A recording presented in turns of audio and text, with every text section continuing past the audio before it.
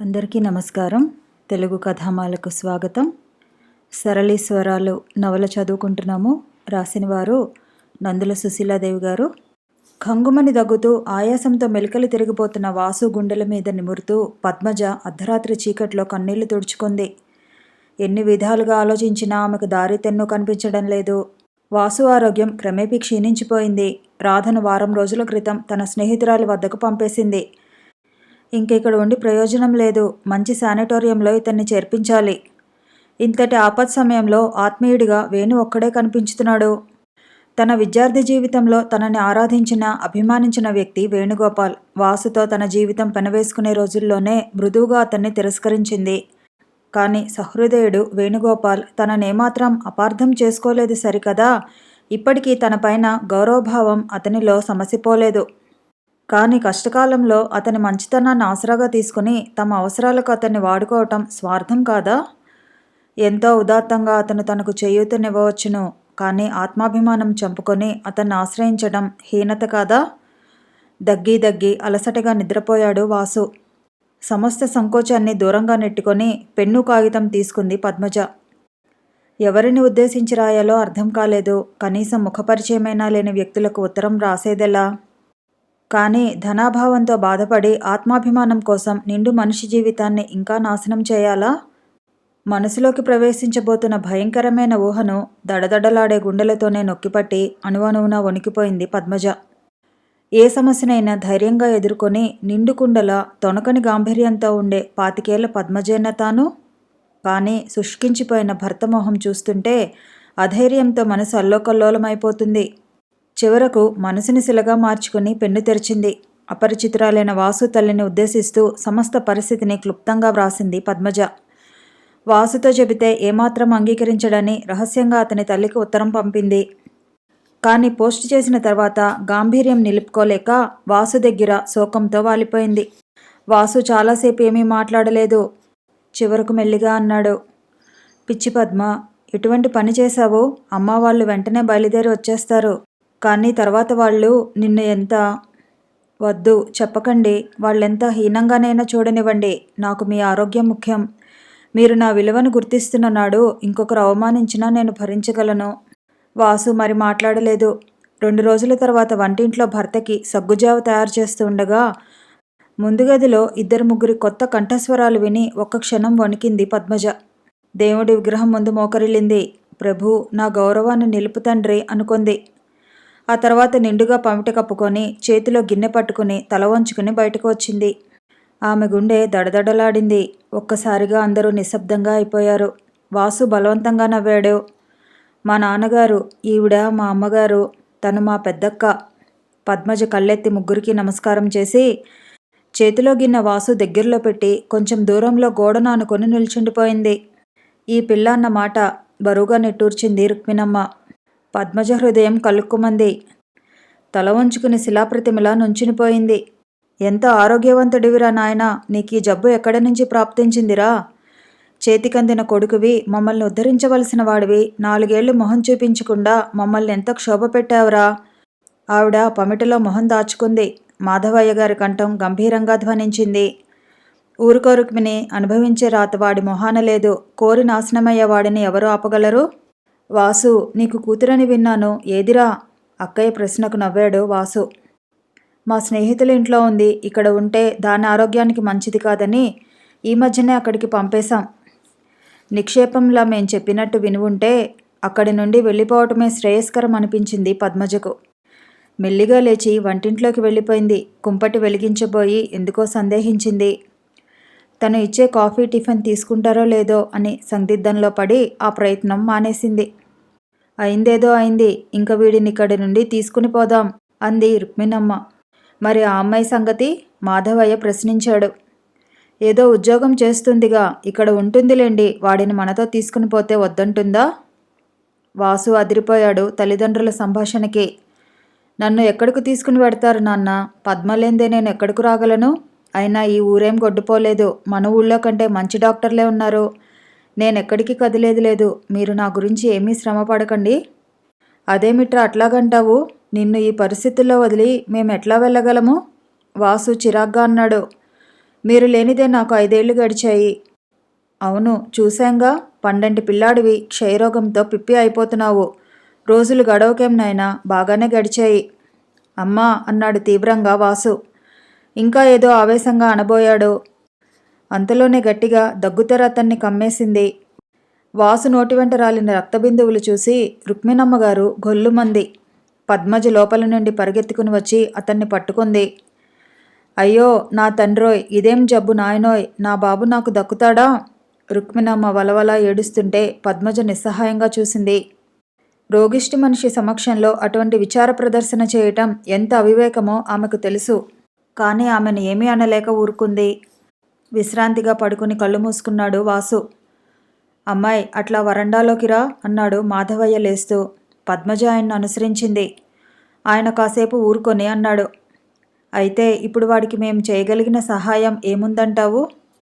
పద్మజలో అభిమానం పొంగిపొర్లింది. కానీ తమాయించుకునే అంది, వారిని మంచి శానిటోరియంలో చేర్పించాలి. అందువల్లనే మీకు ఉత్తరం రాశాను. అయితే డబ్బు కొరతగా ఉందనుకుంటాను. ఆ క్షణంలో సమస్త ప్రపంచం మీద విరక్తి పుట్టింది పద్మజకు. ఏ వేణు వంటి స్నేహితుడైనా ఎంతో నిగర్వంగా ధన సహాయం చేసి ఉండేవాడు. కన్నతండ్రి అయి కూడా మాధవయ్య గారు మాట్లాడే తీరు ఆమెలో మంటలు తెప్పించింది. నిశ్శబ్దంగా తల వంచుకుంది. సరే, రొక్కం జతపరుచుకునే వచ్చాను. వాడిని శానిటోరియంలో చేర్పిస్తాను. ఆ తర్వాత ఆ ఊళ్ళో ఒక ఇల్లు అది తీసుకుని అందరూ ఉండటానికి ఏర్పాట్లు సమకూర్చుకుని వస్తాను. వాడెంత మమ్మల్ని కాదని తోసేసినా అవసరం వచ్చినప్పుడు తండ్రి తప్ప మరెవరు ఆదుకుంటారు? ఆరోగ్యంగా ఉన్నప్పుడు అందరూ ఆప్తులే. ఇప్పుడు వాడి సంగతి మాకు కాక మరెవరికి?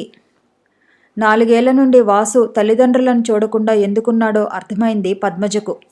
సమయం వచ్చింది కనుక దెప్పటం ఆయన హక్కుగా భావిస్తున్నాడు.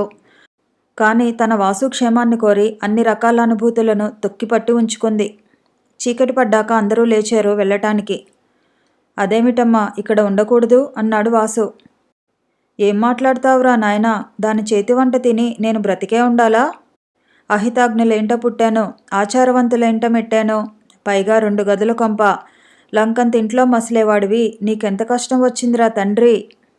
కళ్ళు తుడుచుకుంది ఆవిడ. వాసు నీరసంగా అన్నాడు, వెళ్ళండమ్మా, మీరు ఉన్న సత్రం ఇక్కడకు దగ్గరేగా, పొద్దుటే వస్తారుగా. ఆ ముగ్గురు వెళ్ళిపోయాక నిర్జీవంగా కూర్చున్న పద్మజను చూసి మెల్లిగా అన్నాడు వాసు. అందుకనే నిన్ను వాళ్ళకి ఉత్తరం రాయవద్దన్నాను. నన్నేదో ఉద్ధరించడానికి వచ్చినట్లు నాన్న మాట్లాడుతున్నారు. అష్టకష్టాలు పడుతున్న వాళ్ళ మీద అమ్మ సానుభూతి కురిపిస్తుంది. అక్క ఏమనుకుంటుందో దేవుడికే తెలియాలి. అసలు దాని కూతుర్ని నాకు ఇవ్వాలనుకునేది. క్షయరోగి అయినవాడు అల్లుడు కానందుకు లోలోపల సంతోషిస్తోందేమో. ఎన్ని సమస్యలు వచ్చినా ఎంతో ధైర్యంగా ఎదుర్కొన్నాం. పద్మ, నువ్వెందుకు వీళ్ళ సహాయం కోరావు? వాళ్ళ మాటలకి నీకు చాలా కష్టం తోచింది కదూ? బలవంతంగా నవ్వి, లేదే, నాకేం కష్టం లేదు అంది పద్మజ. విజయ, నీకు ఈ విశ్వనాథం ఎక్కడ దొరికాడే? నేనెందుకు చెబుతున్నానో విను. చదువు పూర్తి చేసుకో. ఆ తర్వాత నీ ఈ ప్రేమ గందరగోళం చూసుకోవచ్చును. గంట నుండి శారద ఉపన్యాసాన్ని వింటూ మౌనంగా కూర్చున్న విజయ ఒక్కసారి నవ్వింది. శారద, నీకు ప్రీవియస్ ఎంఏలో యూనివర్సిటీ ఫస్ట్ కదూ? అసహనంతో శారద కళ్ళు ప్రజ్వలించాయి. రామాయణంలో పిడకల వేటలా ఆ గొడవ దేనికి? లేదులే, నీలాంటి పుస్తకాల పురుగుకి ఇటువంటి సున్నితపు సంగతులు ఏం తెలుస్తాయిలే. అయితే తమరు యూనివర్సిటీకి వేం చేసింది వరాన్వేషణ కన్నమాట వెటకారంగా అంది శారద. ఇదిగో శారద, డిగ్రీ క్లాసులో నీకంటే మనసుకి తాళం వేసుకుని కేవలం చదువే ప్రధానంగా చూసుకున్నాను. కానీ వికసించే పువ్వుని ఎన్నాళ్ళని ఆపగలను? లాభం లేదు శారద, నా తత్వానికి చదువు సరిపడదు. పిచ్చిగా మాట్లాడుకు విజ్జి. ఎంఎస్సీలో సీటు దొరక్క ఎంతోమంది బాధపడతారు. ఆఖరి ఏడాదిలోకి వచ్చావు. ఇంకా 4 నెలలు పోతే డిగ్రీ వస్తుంది. చక్కగా మంచి ఉద్యోగమో రీసెర్చో. ఒక్కసారిగా లేచి నుంచింది విజయ. రీసెర్చి, అబ్బబ్బా, నీకు ఇదే గోలా? విజయ్ గబగబా వెళ్ళి 2 కవర్లు తెచ్చి శారద ముందు పడవేసింది. వచ్చే ఏటికి రీసెర్చ్లో చేరడానికి కావలసిన సన్నాహం అంతా ఆ 2వ కవర్లో ఉంది. ఇంకా ఈ ఎంఎస్సి, ఆ తర్వాత రీసెర్చ్, ఆ తర్వాత ఫారెన్ వెళ్ళటం, ఇదేనా జీవితం? విజయ విసుగ్గా అంది. విజయ, చదువయ్యాక నచ్చిన వాడిని కట్టుకో, లేదా ఉద్యోగం చెయ్యి, అది వేరే విషయం. కానీ మధ్యలో చదువు చెడగొట్టుకోవడానికి తప్ప ఈ విశ్వం స్నేహం ఏమిటి? ఎంఏలో 3rd క్లాస్ వచ్చింది. ఇంకా ఈ డిప్లొమా కోర్సులో అతని ప్రతిభ చూడాలి. నువ్వెన్ని చెప్పు శారదా, ఉత్సాహం లేని ఈ చదువు నా వల్ల కాదు. నేను చదివే ఈ బోటనీలో నాకేమీ అర్థం కనిపించడం లేదు. మీ అందరి దృష్టిలో పోస్ట్ గ్రాడ్యుయేట్ గొప్ప కోర్సుగా ఉండవచ్చు, కానీ నా దృష్టిలో నా చదువుకి గడ్డిపోచేంత విలువ లేదు. అంటే తమరి దృష్టి విశ్వంలో తప్ప మిగతా అంతా మిథ్య కాబోలును. అలంకరణకి చివరి మెరుగులు దిద్దుకుంటూ సమాధానం ఇవ్వలేదు విజయ. నిన్నే మహాతల్లి, ఏ లోకంలో విహరిస్తున్నావు? విజయ ఉలిక్కిపడింది. నీ కబుర్లకేం గాని శారదా, నాకు ఈ గులాబీ రంగు డ్రెస్సు నప్పిందా? విశ్వానికి ఈ రంగు చాలా ఇష్టం. కాస్త తెల్లబోయింది శారద. మరుక్షణమే హ్యాండ్ బ్యాగ్ ఊపుకుంటూ వయ్యారంగా వెళ్ళిపోయింది విజయ. శారద లేచి టెర్రస్ మీదకు వెళ్ళింది.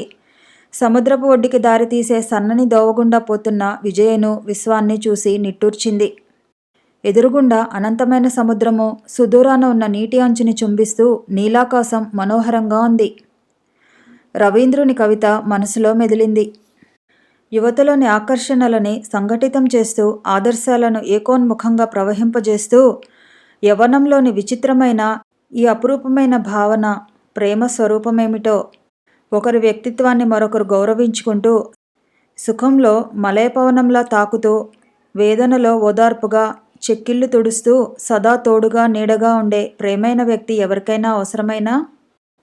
వివాహం అంటే 2 జీవితాల మేలుకలయిక అయితే, అందులోని అంతర్లీనమైన ప్రేమవాహిని ఆ వైవాహిక జీవిత శుభగీతికకు ఉపశృతి. తన ప్రియబాంధవుడు ఎవరు? శారద మనసు ఒక్క క్షణం వేదనాభరితమైంది. తన బాహ్య స్వరూపాన్ని, తన సంపదను, విద్యాధిక్యాన్ని అధిగమించి కేవలం తన వ్యక్తిత్వానికే విలువ ఇవ్వగలిగిన వ్యక్తి తనకు లభ్యం కాగలడా? వేలకు వేలు కట్నం కుమ్మరించే శక్తి తన తల్లికి ఉన్నది.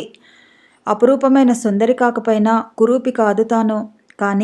కానీ ఈ బాహ్యాడంబరాన్ని గుర్తించి కాకుండా తననే చూసి, శారదలో ఇంకో శారద ఉంది. ఆమెకు కావలసింది ఆత్మీయత, సదా ధైర్యాన్ని ఇవ్వగలిగిన దృఢహస్తం, తనని ప్రేమించి లాలించి తన వ్యక్తిత్వాన్ని గౌరవించగల సంస్కార హృదయం.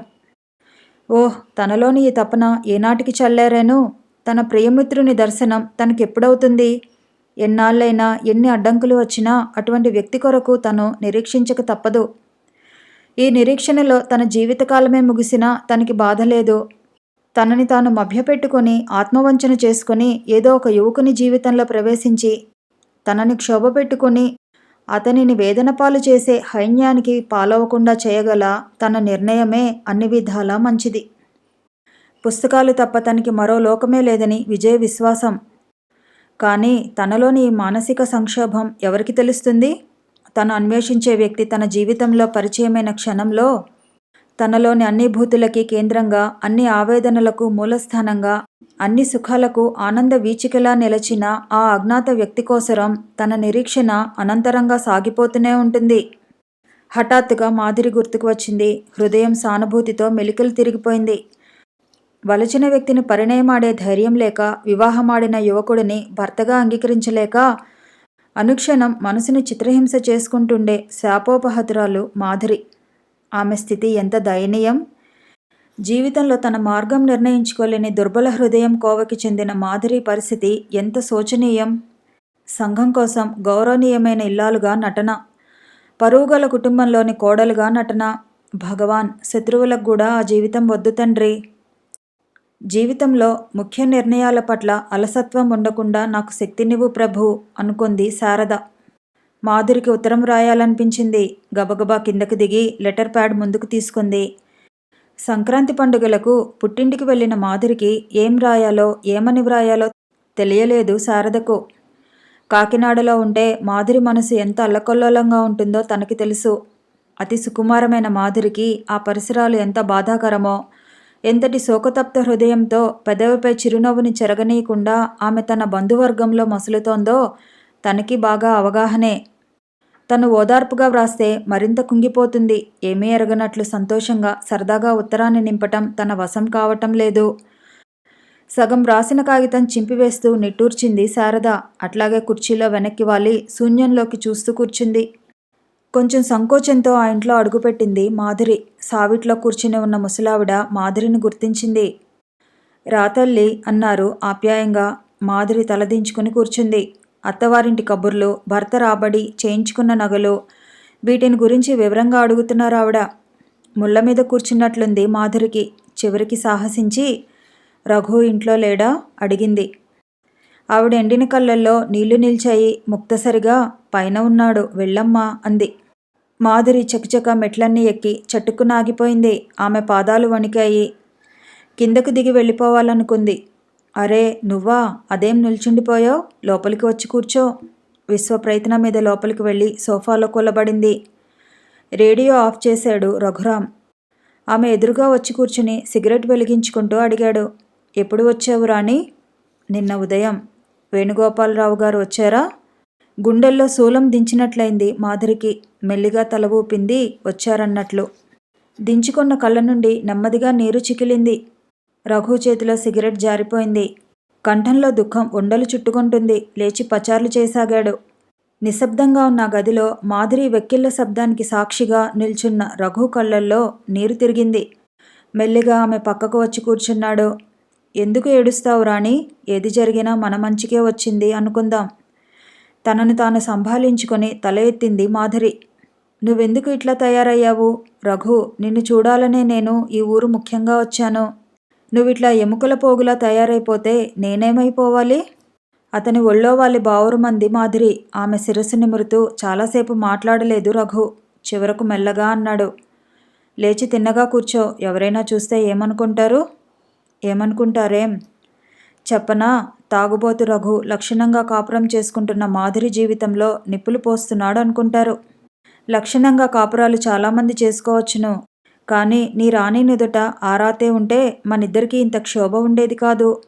మాధురి దృష్టి హఠాత్తుగా అతని నుదుటి మీద పడింది. నిలువునా కంపించిపోతూ అడిగింది. అంత దెబ్బ ఎప్పుడు తగిలింది? అంత మచ్చ ఎందుకు పడింది? రఘు తల వంచుకున్నాడు. ఒక్క నిమిషం. కాంతిహీనాలైన గాజుకళ్లతో ఆమెను చూస్తూ అన్నాడు. నీ ముందు అబద్ధం ఆడలేను. నన్ను ప్రశ్నించవద్దు. మాధురి తీవ్రంగా అంది. అసలు సంగతి చెప్పు రఘు, నన్నింకా ఏడిపించకు. మైకంలో మెట్ల మీద నుంచి మాధురి మొహాన్ని 2 చేతులతో కప్పుకొని చాలాసేపు కూర్చుండిపోయింది. హఠాత్తుగా అంది మాధురి. నన్ను ఎక్కడికైనా తీసుకుని వెళ్ళిపో రఘు. నీ ఆరోగ్యం బాగుపడేలా చేసుకుంటాను. నేనింక ఈ నరకాన్ని భరించలేను. పేలవంగా నవ్వాడు రఘు. ఒకనాడు నేను ఈ మాట నీతో అన్నాను. ఆనాడు నువ్వు సాహసించలేకపోయావు. నా వంటి చపల చిత్తుడికి కూతుర్నివ్వమని మీ నాన్న ఖచ్చితంగా చెప్పినప్పుడు మనిద్దరం ఎటైనా పోయి వివాహం చేసుకుందామని నిన్నెంతో వేడుకొన్నాను. బహుశా ఈ వ్యసనపరుడి మనస్తత్వం మీద నీకు నమ్మకం ఉండి ఉండదు. ఆనాడు నీవు తెగించి ఉంటే. మాధురి ఏడుస్తూ అంది. ఆ పొరపాటికి నేను విచారించని క్షణం లేదు. ఆనాడు మనిద్దరం వెళ్ళిపోయి పెళ్లి చేసుకుని ఉంటే తాత్కాలికంగా నలుగురు మనల్ని హేళన చేసినా ధర్మపరంగా మన చర్యలో దోషముండేది కాదు. ఈనాడు పెళ్ళైన పిల్లని నిన్ను ఎక్కడికి తీసుకుని పోను? తర్వాత నీకు సంఘంలో భద్రత ఎక్కడ ఉంటుంది? పిచ్చిగా ఆలోచించకు రాణి. పరిస్థితులతో సమాధాన పడటమే మన కర్తవ్యం. వివాహితవి. నీ మీద 2 వంశాల పరువు ప్రతిష్టలు ఆధారపడి ఉన్నాయి. నాకు ఈరోజు నీతులు బోధిస్తున్నావా రఘు? రాణి, నీకు తెలుసు నా గుండెల్లో అగ్నిపర్వతాలు పగులుతున్నాయని. నీలోని అధైర్యానికి 3 నిండు జీవితాలు బలయ్యాయి. మనిద్దరి సంగతి అటు వదిలేయ్. 3వ వ్యక్తి వేణుగోపాలరావు గారు కూడా శిక్షించబడ్డారు. ఏం చేయను? అతన్ని ఏ విధంగానూ భర్తగా నేను గ్రహించలేను. అదే నీలో ఉన్న లోపం. పెళ్లి కాకముందు ధైర్యంగా మీ వాళ్ళను ఎదిరించి నా వద్దకు వచ్చేసినా బావుండేది. వివాహం చేసుకున్నందుకు వైవాహిక జీవితం సుఖవంతం చేసుకుని ఉన్నా బావుండేది. 2 నీ వల్ల కాలేదు. ఎడారి లాంటి మన జీవితాలలో ప్రేమ, ఆదరణలు మనకు మరీచిక అయిపోయాయి. మన జీవితాలు ఇట్లా తపనలోనే నశించిపోతాయి. మనకి కావలసినవి మనం పొందలేకపోయాము. విధి, భగవంతుడు మనల్ని వంచారని నేను అనను. మన స్వయంకృత అపరాధాన్ని ఏదో అదృశ్య శక్తి మీద నెట్టేసి కూర్చోలేను. చేజేతులా సుఖాల్ని నాశనం చేసుకున్నాము. అది మన బలహీనత. నా గురించి నాకు బెంగలేదు రాణి. నీ గురించి ఆలోచనలే నన్ను కుంగదీస్తున్నాయి. ఎన్నాళ్ళు నువ్వు ఇట్లా బాధపడతావు? నా సంగతి అటు ఉంచు. నువ్వు మందు అది జాగ్రత్తగా తీసుకోరాదు? నా ఆరోగ్యం బాగా దెబ్బతింది రాణి. అత్తయ్య కోసం ఇక్కడ ఉన్నాను కానీ లేకపోతే అన్నీ అమ్మేసుకుని ఎక్కడికైనా పోయి ఉండేవాడిని. మాధురి నిశ్శబ్దంగా ఉండిపోయింది. మీ శారద బాగుందా రాణి? ఈ ఎంఏ అయ్యాక ఉద్యోగంలో చేరుతానంటుంది. వాళ్ళ అమ్మ వాళ్ళు శేఖరాన్ని చేసుకోమంటున్నారు. అది అతని పేరెత్తితేనే మండిపడుతుంది. అది మంచిదేలే రాణి. ఇష్టం లేని పెళ్లి చేసుకుని తర్వాత బాధపడే కంటే అట్లా స్వేచ్ఛగా భావాలను తెలియజెప్పటమే మేలు. మాధురి మొహంలో మబ్బులు కమ్ముకొన్నాయి. కాసేపటికి రఘు అన్నాడు, ఇంక నువ్వు వెళ్ళిపో రాణి. కాసేపు నాతో మాట్లాడడమే నీకు కష్టంగా ఉందా రఘు? లేదు రాణి, నేనెంత పతనావస్థకి దిగజారిపోయానో నువ్వు ఊహించలేవు.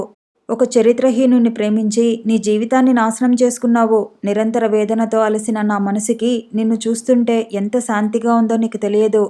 కానీ ఇంక నువ్వు వెళ్ళిపో, ఎంతో అవస్థతో అన్నాడు. నా మీద నాకే నమ్మకం లేదు, వెళ్ళిపోరాని. సోఫాలో వాలిపోయి చేతుల్లో మొహం దాచుకున్నాడు రఘు. మూర్తిభవించిన శోకదేవతల లేచి నిలబడింది మాధురి. తనలోని క్షోభను, దావానలంలా మరిగిపోతున్న వ్యధను ఇతని సమక్షంలో నివేదించుకోవాలని వచ్చింది. అన్నీ పెదవులలోనే అణిగిపోయాయి. శుష్కించిపోయిన ఆ యువకునిలో పొంగి పొర్లుతున్న వేదనను గమనించి తన సమస్త విచారాలను హృదయంలోనే నొక్కిపట్టి ఉంచేసుకుంది. ఏమీ చేయలేని నిస్సహాయతతో శరీరమంతా అణువణువున మండిపోతుంటే మెల్లిమెల్లిగా కదిలిపోయింది మాధురి. జీవితమే ఒక అద్భుత నౌక అయితే ఆ జీవన నౌకకు నేర్పుగా సారథ్యం చేయాలి తప్ప భీతితో, అధైర్యంతో చేతులారా సుడిగుండాలలోకి మళ్లిస్తే తనకి ఇంకా ఆనంద వీచికలు, మరీచికలే తప్ప అమృత జలధికి తను అర్హురాలు కాదు. దుఃఖాన్ని ఆహారంగా తీసుకుంటూ, వేదనలను ఉడుపులుగా ధరిస్తూ, శోకదేవత ఒడిలో విశ్రమిస్తూ కాలం గడపసాగింది దైవోపహతురాలు మాధురి. కథ కొనసాగుతుంది. మళ్ళీ కలుసుకుందాము. ఈ వీడియో నచ్చితే లైక్ చేయండి, షేర్ చేయండి, కామెంట్ చేయండి, ఛానల్ని సబ్స్క్రైబ్ చేయండి.